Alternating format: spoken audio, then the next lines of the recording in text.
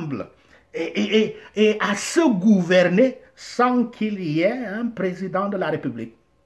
Dans tous ces siècles d'expérience de démocratie, les Suisses avaient vu effectivement que le président de la République est un danger. Tout comme nous le voyons aujourd'hui, les guerres de Libéria, le génocide du Rwanda, le génocide de Côte d'Ivoire, la Libye détruite complètement, tout cela, c'est la lutte pour le poste de président de la République. Je n'ai pas compté la République démocratique du Congo, l'ancien Zaïre, où les gens sont morts par millions. Tout cela, c'est juste pour le poste de président de la République. Qui doit s'asseoir là? À qui devons-nous donner tous les pouvoirs? Personne ne se pose la question si ce poste-là est nécessaire. Qu'est-ce que nous voulons, les citoyens? Nous voulons, j'ai dit, la sécurité. Nous voulons la justice. C'est tout ce qu'il nous faut. Comme ça, nous pouvons vivre en paix. Et comme ça, nous allons nous occuper de nos affaires tranquillement, de nos familles et tout et tout. Un bon système de justice, de bonnes lois. C'est ça que nous voulons.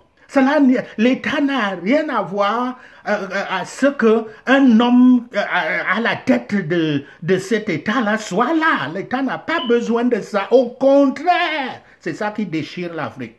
L'Afrique paye très cher les postes de chef d'État en termes de vie humaine, en termes de recul du développement, en termes de pauvreté, parce que la personne à qui on confie tous les pouvoirs va en abuser. Il va faire voir grandir l'orgueil en lui et il va s'imposer sur les autres et il ne veut plus quitter ce poste. Voici donc les choses. Le CCT a adopté le projet de constitution que j'ai proposé et voici les corrections ou bien on peut dire les révolutions qui sont introduites pour que je peux utiliser ce terme que j'ai utilisé et qui a choqué certaines personnes, surtout quand on considère, quand ils ont dans leur tête que l'État c'est eux-mêmes, c'est tout le monde. Quand j'ai dit qu'il faut détruire la République du Cameroun, quand je dis détruire la République du Cameroun, c'est de détruire ce mauvais État afin de mettre plutôt en place l'État qui va satisfaire les Camerounais, qui répond aux besoins de justice, de loi et de sécurité des Camerounais. Donc, en quelque sorte, voici comment on a travaillé. Là où la Constitution de 1993 impose un président tout-puissant, dans notre projet de Constitution, nous remplaçons le poste de président par un collège de plusieurs présidents, si vous voulez, que nous appelons un conseil exécutif, comme en Suisse, on appelle ça conseil fédéral, en Suisse, puisque la Suisse est une fédération. Un conseil exécutif qui n'est même pas élu par les citoyens, on n'en a pas besoin. Les citoyens élisent seulement les députés de l'Assemblée nationale et les députés du Sénat. Les députés du Sénat représentent chacun son État. C'est ça le rôle du Sénat. Donc, c'est le Sénat et l'Assemblée nationale qui forment ce qu'on appelle congrès ou bien qu'on appelle parlement. C'est le parlement qui élit parmi ses propres membres ceux qui sont les plus capables de diriger l'exécutif, c'est-à-dire de diriger un gouvernement. Donc, c'est eux, nous en avons proposé 5 membres du conseil exécutif.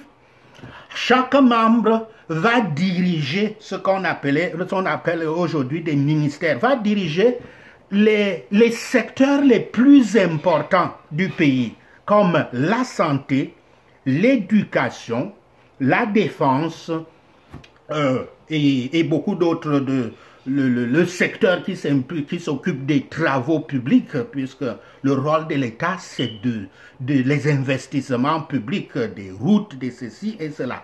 Il y a donc des secteurs clés comme ça que chaque membre du conseil exécutif qui remplace ce poste maudit de président de la République, chaque membre est en charge d'un département clé de l'État pour exécuter les lois dans ce département-là et assumer les responsabilités d'un gouvernement. Ils élisent donc, et dans ce conseil exécutif, la présidence de ce conseil exécutif est tournante. Chacun des 5 membres, si le mandat du conseil exécutif est de 5 ans, mais chacun de ces membres-là sera président du conseil exécutif pendant 1 an. Et il ne peut pas être rééligible. Si tu as déjà élu, toi qui es membre du Parlement, peut-être tu es un député ou un sénateur. Si le Parlement t'a élu au conseil exécutif, tu es élu seulement une fois. Tu ne pourras plus être élu. Cela finit avec tous ces problèmes de succession ou quoi que ce soit. Il n'y aura plus qui va remplacer Biya. Est-ce que c'est son fils? Et ceci, on n'a plus besoin de cela. L'affaire est réglée. Le conseil exécutif étant élu par le Parlement, parmi les membres du Parlement, députés et sénateurs du Parlement, il est aussi sous le contrôle du Parlement. Le conseil exécutif ne va pas faire n'importe quoi, par exemple, s'engager dans la lutte contre les citoyens comme il veut et tout et tout. Pas du tout. Le conseil exécutif reste sous le contrôle autant du Parlement que le peuple lui-même. Parce que dans notre projet de constitution, le peuple peut demander le changement de la Constitution, ce qui n'existe pas. Je vais aller point par point en cela. C'est donc cela, conseil exécutif et non plus président de la République. Maintenant donc, quand la Constitution de 1996 dit que le président de la République incarne l'unité nationale, nous n'avons pas une telle chose. On ne peut jamais mettre une telle chose dangereuse dans une constitution.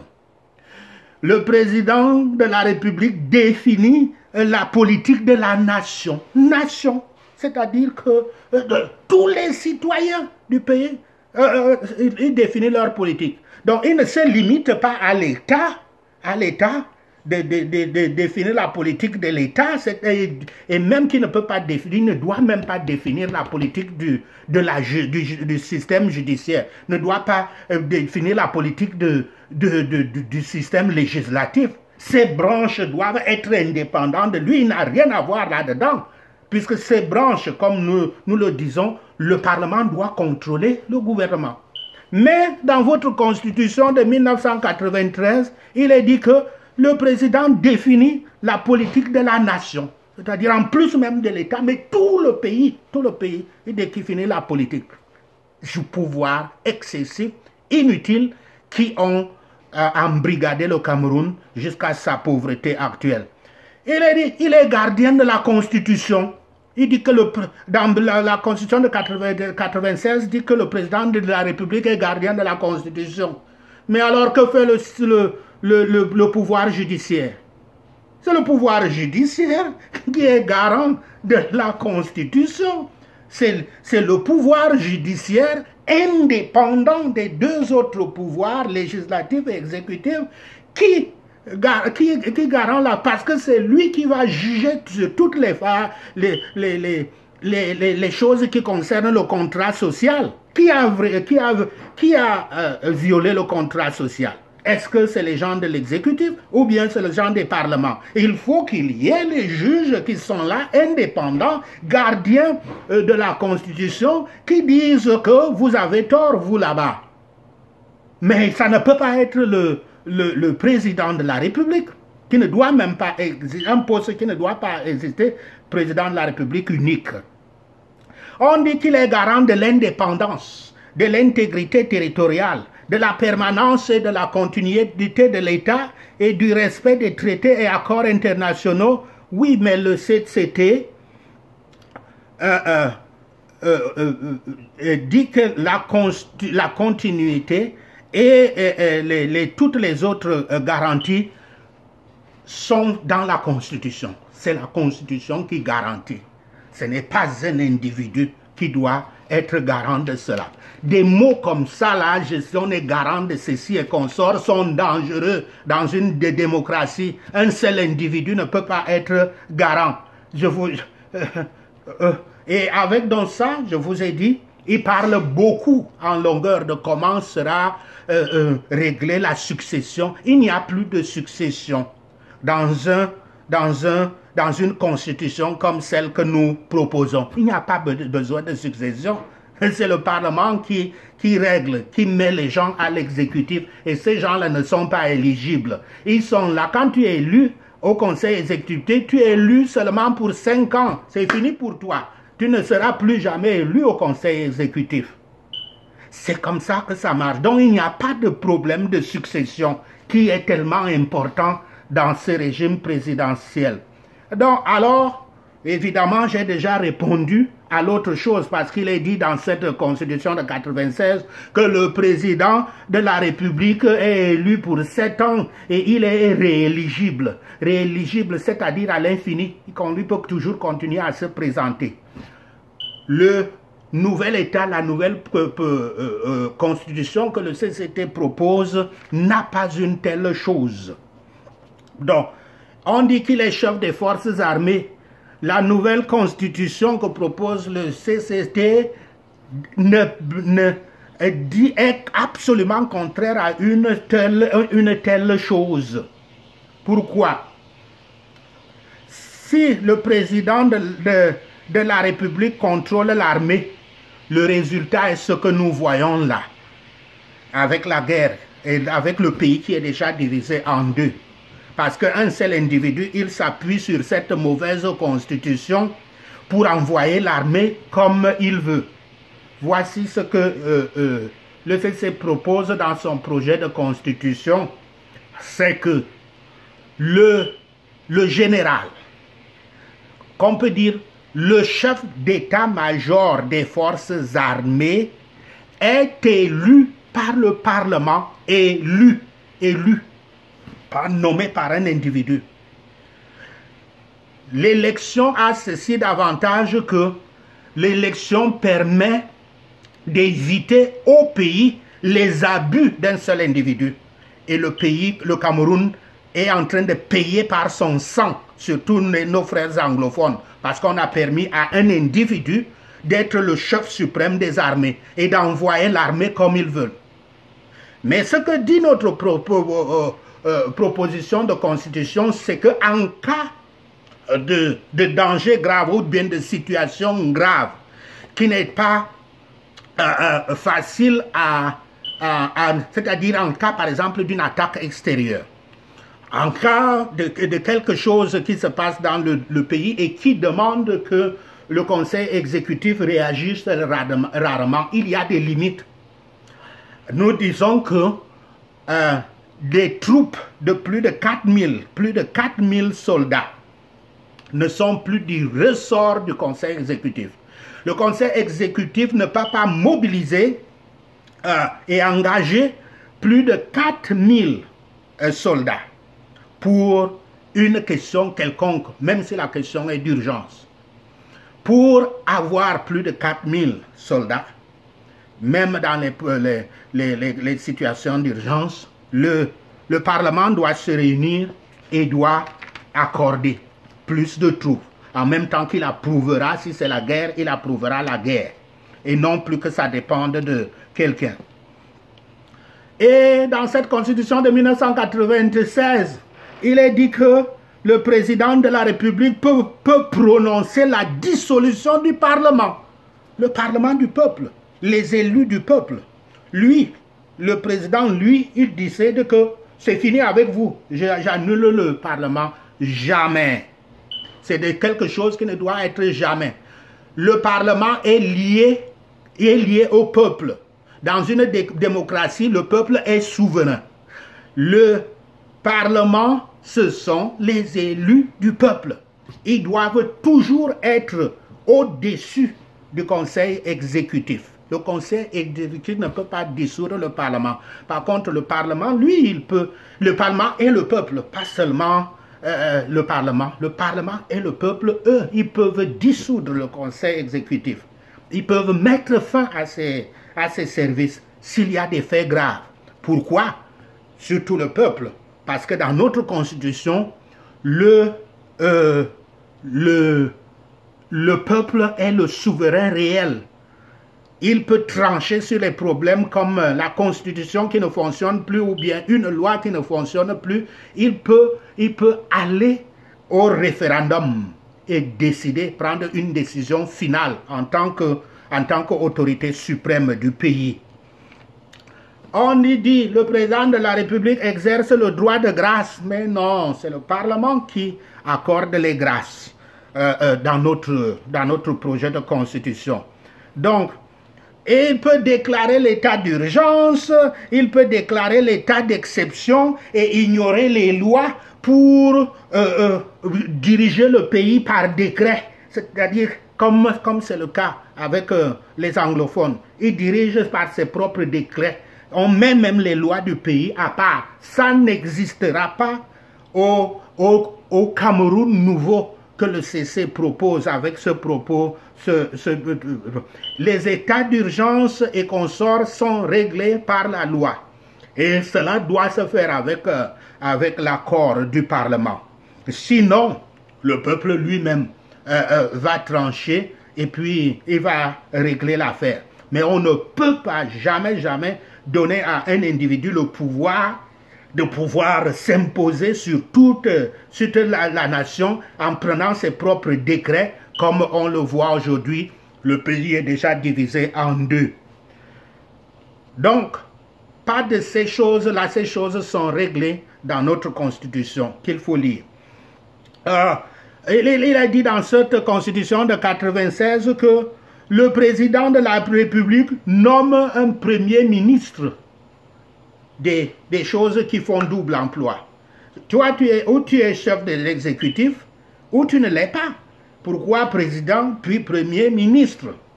Au contraire, nous n'avons pas une telle chose dans le projet de constitution, du moins inspiré de la riche expérience démocratique de la Suisse. Nous proposons plutôt dans cette constitution le poste de chancelier, qui est élu par le Parlement, tout comme le Conseil constitutionnel. Le chancelier est élu et c'est le chancelier qui s'occupe de l'administration publique. Administration publique, tous les problèmes d'administration publique, c'est le chancelier. Le Conseil exécutif et les ministres qu'il nomme et qu'il coiffe, parce qu'il coiffe son gouvernement, s'occupe de l'exécutif. Mais le chancelier s'occupe de ce côté très important qui doit être à part. C'est le fonctionnement de l'administration. Ce mélange de tout là que le chef de l'exécutif, c'est lui qui contrôle l'administration et consort, nous a amené là où nous sommes là. Il faut une séparation. Le fonctionnement de l'administration, les fonctionnaires, les ceci et cela, doit être en dehors du rôle de l'exécutif. Donc, c'est donc ainsi donc le poste de chancelier.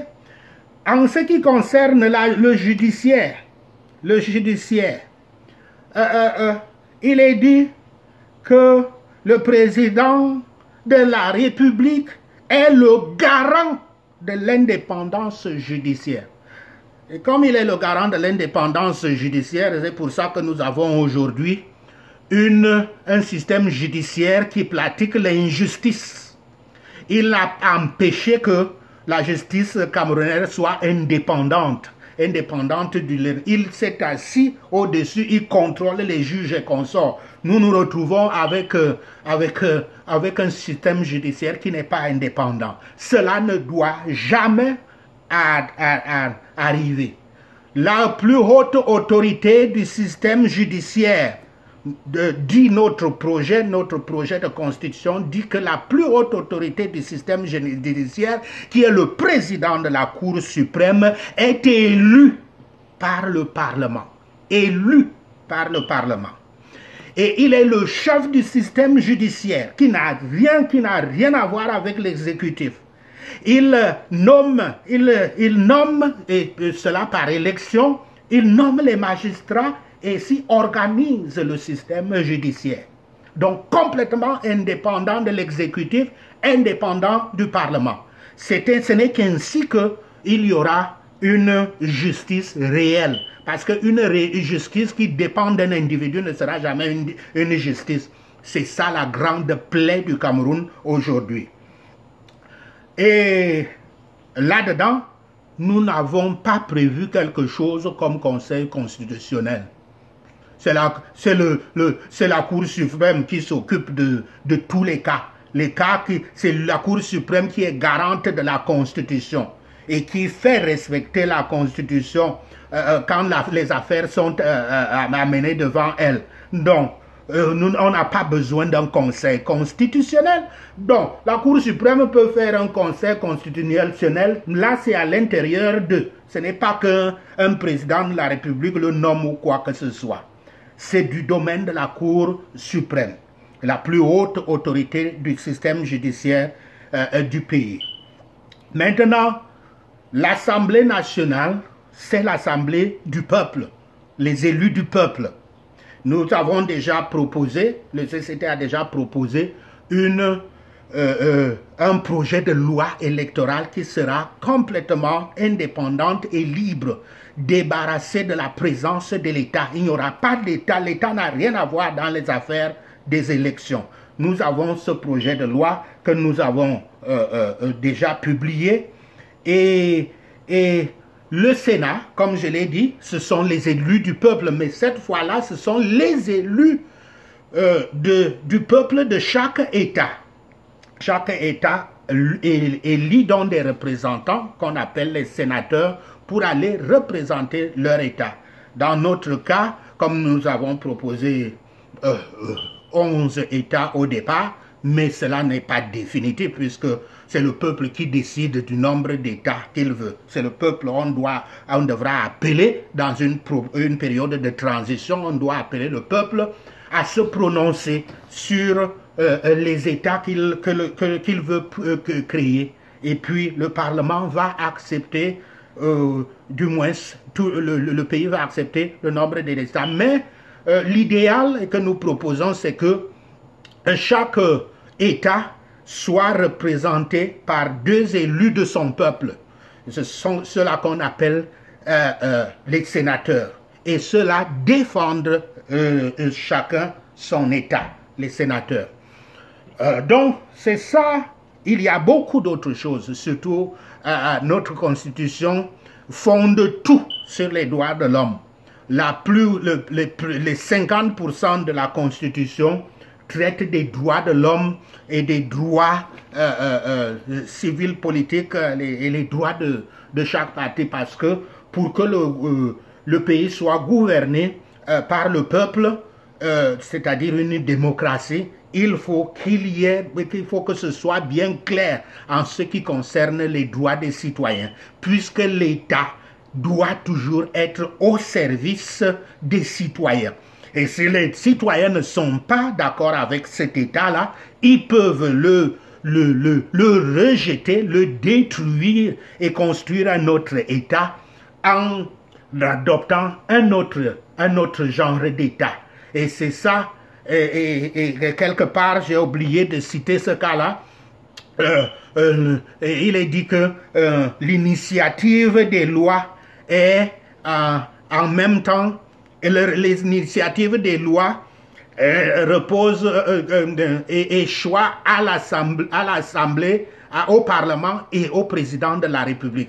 C'est-à-dire que pour initier une loi, pour introduire une loi, il faut que ce soit le président de la République, soit le Parlement. C'est ça la Constitution de 1996.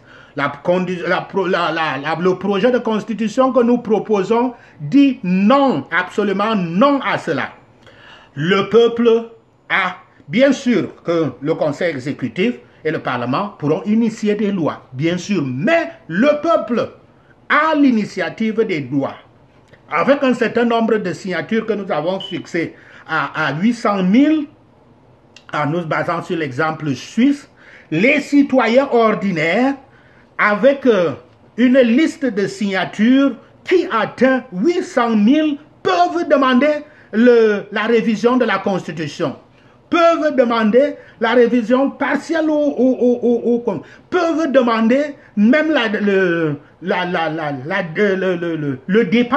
le départ d'un conseil exécutif. Ils peuvent demander le départ et demander que notre conseil soit remplacé. C'est ça la société démocratique que nous proposons. Le nouvel État du Cameroun qui s'appellera la Fédération du Cameroun.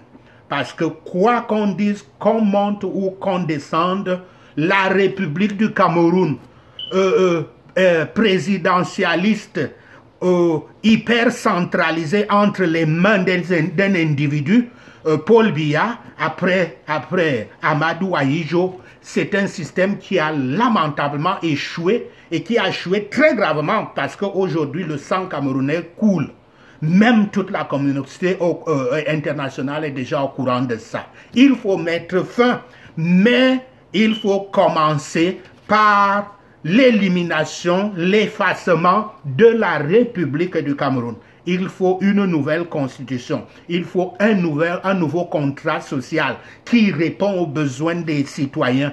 Un contrat social de démocratie et non pas de présidence comme c'est le cas aujourd'hui.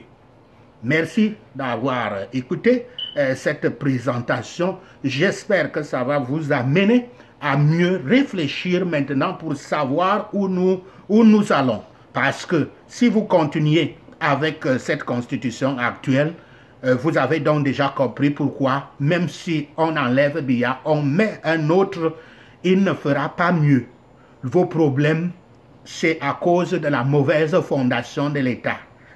L'État, c'est comme une maison. La fondation est mauvaise. Le contrat social, la Constitution, c'est la fondation de l'État. Merci.